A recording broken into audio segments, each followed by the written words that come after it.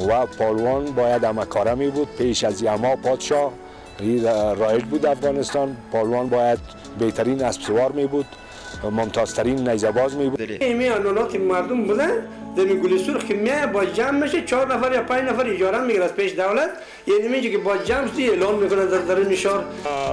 مانع پیشرفت ورزش میشه در قدم نخست نبودن جای مناسب برای تمرین. فعلا ما مشکلات عمده ما است که ما نداریم که ورزشکارای ما در جای مناسب تمرین بکنن که همون فضایی را که یک ورزش ایجاب میکنه که یک ورزشکار از اونجا استفاده بکنه، اما تو یک مکانا اکثرا محدود است برای ورزشکار. رکشه پالوانی از قدیم الایام رواج داشت با شکل‌های مختلف قبیلوی و پالوان باید همکاره می بود. پیش از یما پادشاه رایج بود افغانستان. پالوان باید بهترین اسب سوار می بود، ممتازترین نیزه‌باز می بود، ممتازترین شمشیرباز می بود و ملکای منطقه، خانهای منطقه از این پالوانا رشد میداد، تقویه میکرد و حتی میتونیم گفته که همین پالوانا بودن که وزیر و پادشاه ها را تعیین میکردن، سر کرسی ها میشوندن. پهلوانی خود پیدایش د انسان سره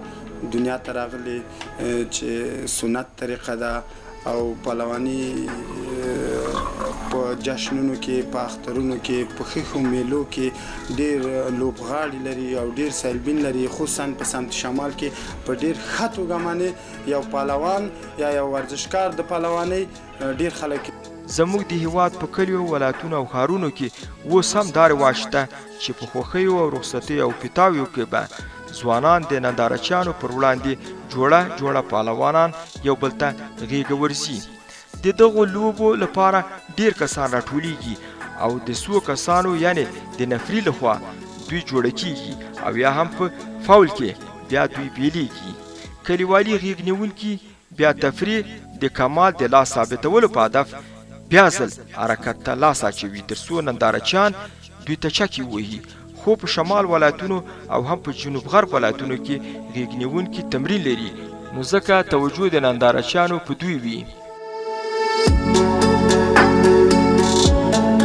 پهلوان اعظم استاد میر اعظم پهلوان است، وزیر قصاب عبدال پهلوان اعظم پهلوان است، بدر استاد ماست بدر عبدال پهلوان.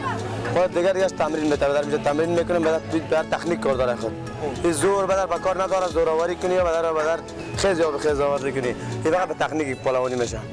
تکنیک والا بدر برنده میشه. این طبقه اینمی مردم نواباد پیسه میمانه، $100 اینمی بدر 100 افغانی 1500 میمانه. ما بدر تلاش میکنیم، وقتی تلاش خلاص میریم در خانه شیر جور کدگیس که تخم میخوریم، بدر اینمی دیگه غذا است، دیگه غذای گوشت دیگه این بلا و بتر کتش میخوریم. بله صاحب چرا نمیکنیم؟ حاضر آمده هستیم هر لحظه هر دقیقه که بخواه. این ترمیمی بچه‌ای که مصرف میخوره این خاطر چی ما یاد میتیم و دیگه میکنیم؟ بعد مسابقات جهانی شه، بعد مردم مسابقه دی، ما بچه‌شو هزار دفعه چرا نمیکنیم؟ از دولت اینمی را میخوایم که دمی خانواد فقط دمی توشک کمک کنه به این بچه‌ها که ترمیمش ادامه بده، که دیگه هم تشویق شه و رشد کنه. خانواد یک کندوی افغانستان بود، امروز یک قشلاق جور شده خانواد. غورش هیچ کس نمیتونه بکنه. زمانی که شاگرد من میرسه به ترمیم، شاگردای من میرسه، یک پلشیر پیش از ترمیم میخوایم میتمش 2 دقیقه میشونم، بعد از 2 دقیقه قاقمو در جانشان است، حرکت‌های کلپ میره شروع میشه به ترمیم. 15 دقیقه 20 دقیقه هر کدامش تلاش میکنه بین خود. بعد 2 تا میشونم، بعد دیگه قاقمه میکنم، دیگه 2 تایش میخیزانم در میدان. این 2 تا تلاش میکنه، دیگه کشیش 2 پلشیر به یا که یک تا تخم چور میدیم دادانش میدیم. اون خانه که میره کلش با این بچه دیگه خدا را شکر هر چی که خدا واسه میکشه میخوره.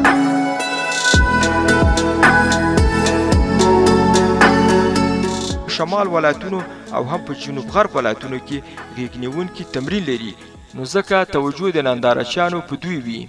دوی د خلکو له شرمه او مقابل لوري ته چې ونه سملیږي کوښښ کوي چې غیږه د معیارونو پر بنسټ ونیسي.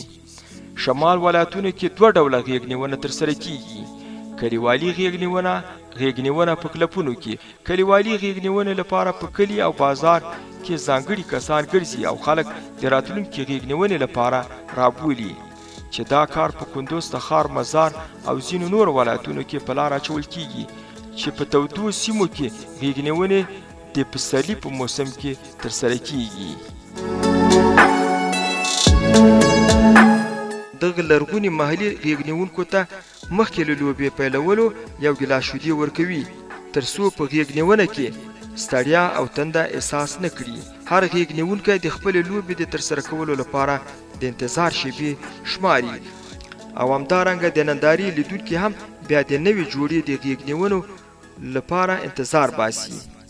لوبه ګټونکو ته جایزې په پام کې نیول شوي وي چې هره لوبه باید 3 دقیقې دوام وکړي. که یو بل یې ونه سملاو بیا دوهمې دورې لپاره ورته چانس ورکول کیږي. یعنې کلیوالي لوبې هم لکه نړیوالو لوبو په شان له هرې دورې وروسته جوړې کولی شي ستونی، مخ او لاس تازه کړي او همدا شان د ځانګړو کسانو په مټ د دوی خولې هم وچول کیږي. کله چې د لوبې په پای کې هر چا ډېرې نمرې وګټلې نو د نفري لخوا یې لاس د نندارچیانو پر وړاندې پورته کیږي. د یاده د پاتې نشي چې محلي غیږ نیونکي مخصوصه کلک رخ څخه جوړ شوي چپن لري چې مقابل لوری هم کلک ونیسي او ترڅنګ د مقابل لوري څخه دوی خوږ نشي. د چپن د کلکولو لپاره یو دسمال کافي ده چې پرې ملا او لباس ټینګ شي او هم عریف وکولی شي چې ټینګ ونیسي چې هغه ته جلک وایي چې ارزښت د محلي لوبنیونکو په منځ کې د خورا ارزښت څخه برخمن ده. د غیږ نیونکي روزنه له 15 کلنۍ څخه پیلیږي او په 6 میاشتو کې د مسابقو لپاره چمتو کوي. هیره دې نه وي چې کلیوالي لوبو کې ډېری تنکي ځوانان کارول کیږي ځکه نسبت په نورو طبقو د ځوانانو د دوی وینه ګرمه وي او د یو احساس له مخې ښه غیږه نیسي. کلیوالي غیږ نیونکي وایي دا لوبه موږ ته له پلرونو او نیکونو څخه راپاتې ده او حتی د خوږ پیغمبر صلی الله علیه وسلم په وخت کې هم مسلمانانو به غیږې نیولې لکه ابوجهل. د کندوز ولایت خان آباد ولسوالي ځوانان هم خصوصا د غیږ نیونې برخې علاقمندان د معیاري میدان د نشتون څخه سر ټکوي او وایي د میدان د نشتون له امله موږ لوبې په نمجنو او وچو ډاګونو میدانونو کې نیسو چې د دوی د غیږ نیونې رسمي ټایم له غرمې وروسته له 2 تر 5 بجو د مازدیګر پورې دوام پیدا کوي. دوی وروسته له غیږ نیونې باید په خپلو کورونو کې غوښه نوشیجان کړي تر څو له لاسه تللې انرژي بیرته لاسته راوړي. ورکول کیږي. غیږ نیونه په کلب کې دا شان لوبې د یو منل شوي فورم یا چوکاټ له مخې په رسمي ډول پر مخ بیول کیږي. یعنې مخکې له غیږ نیولو باید د بدن ګرمول وکړي، وروسته بیا د پهلواني په تخنیکونو باندې کار کوي. د اصولو له مخې 2 کسه پهلوانان باید په غیږه واچول شي. د فیفا د نړیوال کنوانسیون له مخې باید غیږ نیونکي 80 کیلو، 83 کیلو، 80 کیلو، 90 کیلو او 100 کیلو وزن ولري. اصول خود سده چې ستاندارد بین المللي د په مده کې وزنونه مختلفه نیول شوي دي. 80 کیلو، 80 کیلو، 83 کیلو، 80 کیلو، 90 کیلو، 100 کیلو، مثبت 100 کیلو. هغه ته په سطح د آسیا یا خارجي مسابقو کې اوپن وایي. نو اصول په کې ډېر ښه ګرفت نیول شوي دي. دې کې خاص فاولونه نیول شوي دي. د مخکې خلکو په ځمکه باندې مسابقې کولې، اوس د توشک په سره سر باندې ډېرې ښه مسابقې ترسره کېږي. پهلواني په لومړیو کې په میدانونو، وچو مځکو یا په لمدو خټو کې ترسره کېدله چې د وخت په تېرېدو سره توشک یې رواج پیدا کړ. زموږ په هیواد کې اصول داسې دي چې غیږ نیونکی باید ایمانداره وي. هر نوړ د غیږې 15 دقیقې وي او همدومره او د مقابل لوري دواړه وږې په مځکه سریښ شي. د کورنۍ خصوصا د مور او پلار احترام ولري او د کورنۍ ملاتړ باید ورسره وي. په هر صورت په شمال ولایتونو کې لکه مزار، تخار، کندوز، بلخ او همداسې نورو ولایتونو خلک باید حتمي په اونۍ کې یو ځل غیږې لوبې وګوري او د ژوند په خاطراتو کې یوه بله لوبه هم زیاته کړي. دغو لوبو ته کرش هم ویل کیږي، خو په کلبونو کې په غیږ نیونو میدانونو کې شرطونه نه تړل کیږي. یوازې د کلبونو مشرانو ته د تحفې په ډول چپن ورکول کیږي. خو د رسمي لوبو په مشقونو کې د ثقیل لوبو په اجرا کې کله ناکله ورزشکار ثقیل او یا هم خفیف دردونو سره مخامخ کیږي. خو په دې برخه کې حکومت خصوصا فدراسیون مکلف ده چې دوی ته د انیمي په برابرولو او کارولو کې مشورې ورکړي یا هم ورسره مرسته وکړي. حتی ځینې کلپونو توشکې شلیدلي او یا هم زړې وي. مانع پیشرفت ورزش میشه در قدم نخست نبودن جای